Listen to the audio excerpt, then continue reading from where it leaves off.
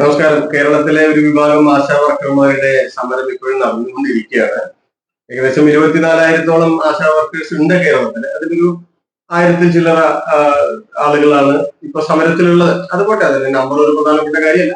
അപ്പൊ ഈ കഴിഞ്ഞ ദിവസങ്ങളിൽ ചില ആൾക്കാർ പറയുന്നുണ്ടായിരുന്നു, അവരുടെ ഡിമാൻഡ് ന്യായമല്ലേ, 21,000 രൂപയിൽ ചോദിക്കുന്നത് ഓണറേറിയമായിട്ട് അതങ്ങോട്ട് കൊടുത്തുകൂടെ, കേരളത്തിന് കൊടുത്താൽ എന്താണ്? അപ്പൊ നമ്മൾ എന്താ പറയുന്നത്, ഇതൊരു ഒരു ഒരു സ്കീം വർക്കർമാരായിട്ടാണ് ഇവരെ കണക്കാക്കുന്നത്. അത് കേന്ദ്ര സർക്കാരിന്റെ സ്കീമാണ്. അവരാണ് ഓണറേറിയം തീരുമാനിക്കുന്നത്. അവരാണ് ഇത് ഒരു 60:40 അർത്ഥത്തിലെ കേന്ദ്രവും കേരളമല്ല എല്ലാ സംസ്ഥാനങ്ങളും അങ്ങനെ കൊടുക്കുകയാണ്. അപ്പൊ അവരാണ് കൊടുക്കേണ്ടത് എന്നൊക്കെ പറയുമ്പോൾ വളരെ ലളിതമായിട്ടൊരു യുക്തിയാണ്. ആവട്ടെ, കേരളത്തിലല്ലേ, ഇവിടെയുള്ള ഈ പാവം പിടിച്ച മനുഷ്യരല്ലേ, അവർക്ക് കൊടുക്കണ്ടേ?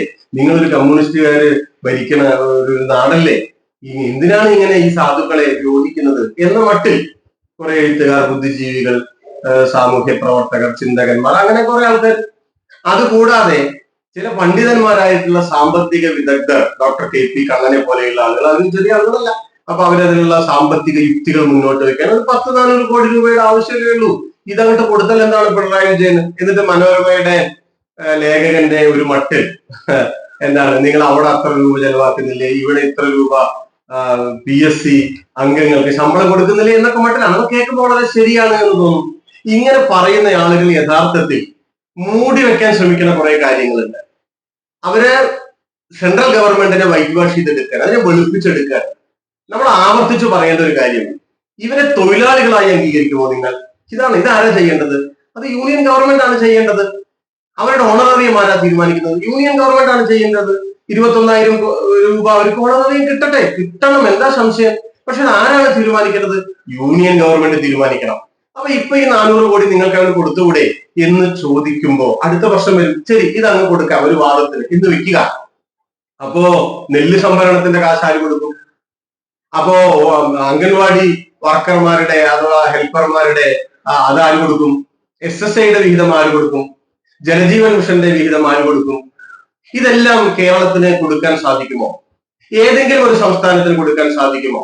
നമുക്ക് ഇതിലിപ്പോ ഈ ബഡ്ജറ്റ് നമ്മളൊന്നും നോക്കാം, ഇതൊക്കെ പബ്ലിക് ഡൊമൈനിൽ ലഭ്യമാണല്ലോ. 24-25 സാമ്പത്തിക വർഷം ഈ മാർച്ച് മാസത്തിൽ അവസാനിക്കുകയാണ്. ഒരു മാസമേ ഉള്ളൂ. ഇത് 4-ാം പാദമാണ് അല്ലെ? ഈ സാമ്പത്തിക വർഷത്തിന്റെ 4-ാം പാദത്തിലേക്ക് നമ്മൾ എത്തി. ഈ 4-ാം പാദത്തില് ബഡ്ജറ്റ് റിവൈസ് ചെയ്തപ്പോ മൊത്തം 90,000 കോടിയിലധികം രൂപ കേന്ദ്രാവിഷ്കൃത പദ്ധതിയിൽ കുറവ് വന്നു. പറഞ്ഞത് മനസ്സിലായോ? ഈ വർഷത്തെ ബഡ്ജറ്റ് കഴിഞ്ഞ ഫെബ്രുവരിയിൽ അവതരിപ്പിച്ച് പാസാക്കിയെടുത്തല്ലോ. പുതിയതല്ല, അടുത്ത വർഷത്തേക്കുള്ളതല്ല, നിലവിലുള്ളത്. ആ സമയത്ത് പറഞ്ഞതിൽ നിന്ന് കേന്ദ്രാവിഷ്കൃത പദ്ധതി എന്ന് പറയും. കേന്ദ്ര ഗവൺമെന്റും സംസ്ഥാന ഗവൺമെന്റുകളും നേരത്തെ പറഞ്ഞ പോലെ 60:40 എന്ന ക്രമത്തിൽ സമ്പത്ത് വീതിച്ചെടുക്കുന്ന അല്ലെങ്കിൽ ചെലവ് ചെയ്യുന്ന പദ്ധതികൾ, ആ പദ്ധതികളിലേക്ക് മാത്രം എത്ര ബഡ്ജറ്റ് എസ്റ്റിമേറ്റ് നടത്തിയപ്പോ കുറഞ്ഞത് എത്രയെന്നറിയോ? 90,622 കോടി രൂപയാണ്. അതില്ല, അത് പോയി, നമ്മൾ അറിഞ്ഞില്ല. ഈ ആളുകൾ ഈ ഒരു വസ്തുതയെ മൂടി വയ്ക്കാൻ, 90,622 കോടി കുറഞ്ഞാലോ എന്താ സംഭവിക്കുക? അത് താഴേക്ക് കുറവ് വരും. ആശാ വർക്കർമാരുടെ ഓണറേറിയം ചെറുതാണ്, 1,200 ആണ് അവരുടെ 60%. അത് കിട്ടില്ല, ഒരു മാസത്തെ കിട്ടിയിട്ടില്ല. നെല്ല് സംഭരണം അത് കിട്ടില്ല, SSIക്ക് അത് കിട്ടില്ല. ഇങ്ങനെ പലതരത്തിലുള്ള കേന്ദ്രാവിഷ്കൃത പദ്ധതിയുടെ പണം താഴേക്ക് കിട്ടില്ല. എന്താ കിട്ടാതിരിക്കാൻ? അത് റിവൈസ് ചെയ്തപ്പോ പോയെന്നേ. നമ്മുടെ ഇപ്പൊ നമ്മൾ സംസാരിച്ചു കൊണ്ടിരിക്കുന്ന ഈ വിഷയവുമായി ബന്ധപ്പെട്ട 2 വകുപ്പുകളുണ്ട്. ഒന്ന് ഗ്രാമവികസനമാണ്. 75,133 കോടി രൂപ ബഡ്ജറ്റ് റിവൈസ് ചെയ്തപ്പോ നടപ്പ് സാമ്പത്തിക വർഷത്തിൽ പോയി, പോയി, ആ പണമില്ല. സാമൂഹ്യക്ഷേമം, അതിലാണ് ഇതൊക്കെ വരിക. 10,019 കോടി രൂപ നഷ്ടമാവല്ല, അതില്ല. പുതുക്കിയ ബഡ്ജറ്റിൽ അതില്ല. സ്വാഭാവികമായും കേന്ദ്ര സർക്കാരിന് 1,200 കൊടുക്കാനുള്ളൂ. അത് കൊടുക്കാൻ സാധിക്കുന്നില്ല. എന്താണ് സമരത്തെ പിന്തുണയ്ക്കുന്നവർ ചെയ്യേണ്ടത്? എന്താ? ഇത് തരാൻ യൂണിയൻ ഗവൺമെന്റിനെ നിർബന്ധിക്കണം. അതല്ലാതെ അതിപ്പോ 300-400 കോടി രൂപയല്ലേ ഉള്ളൂ എന്ന് ചോദിച്ചാൽ നെല്ല് സംഭരണത്തിന്റെ 1,000 കോടിയുണ്ട്. ഇനി നിങ്ങൾ ജലജീവൻ മിഷന്റെ കാര്യം നോക്കൂ. ജലജീവൻ മിഷൻ ഇതുപോലെ ഒരു കേന്ദ്രാവിഷ്കൃത പദ്ധതിയാണ്. ഏകദേശം 50,000 കോടി രൂപ നടപ്പ് സാമ്പത്തിക വർഷത്തിൽ ബഡ്ജറ്റ് റിവൈസ് ചെയ്തപ്പോ നഷ്ടമായി, അത് ഇല്ലാതെയായി, കുറഞ്ഞു. ഞാൻ അതിന്റെ ഒരു കണക്ക് പറയാം. 70,163 കോടിയായിരുന്നു വകയിരുത്തിയത് കഴിഞ്ഞ ഈ സാമ്പത്തിക വർഷം, കഴിഞ്ഞ ഫെബ്രുവരി. അത് റിവൈസ് ചെയ്തപ്പോ 22,694 കോടിയായി കുറഞ്ഞു. 47,469 കോടി രൂപ ജലജീവൻ മിഷനിൽ നഷ്ടമായി. അതിന്റെ അർത്ഥം എന്താണെന്നറിയോ? നാട്ടിലെ സാധാരണ പാവം പിടിച്ച ആളുകള്, ഈ കോൺട്രാക്ടർമാരൊക്കെ ഉണ്ടല്ലോ, ഈ പൈപ്പ് ലൈൻ ഇട്ട് വീടുകളിലേക്ക് കണക്ഷൻ കൊടുക്കുന്ന, അവരിത് ബഡ്ജറ്റ് ആണോ കേന്ദ്രാവിഷ്കൃത പദ്ധതിയാണോ എന്നൊക്കെ നോക്കിയിട്ടാണോ? ഈ കോൺട്രാക്ടർമാർക്ക് പൈസ കൊടുക്കാനുണ്ട്. സ്വാഭാവികമായും ഈ പിണറായി വിജയൻ അങ്ങ് കൊടുത്തുകൂടെ എന്ന് ചുപ്പസിച്ചാൽ എന്ത് ചെയ്യാൻ പറ്റും?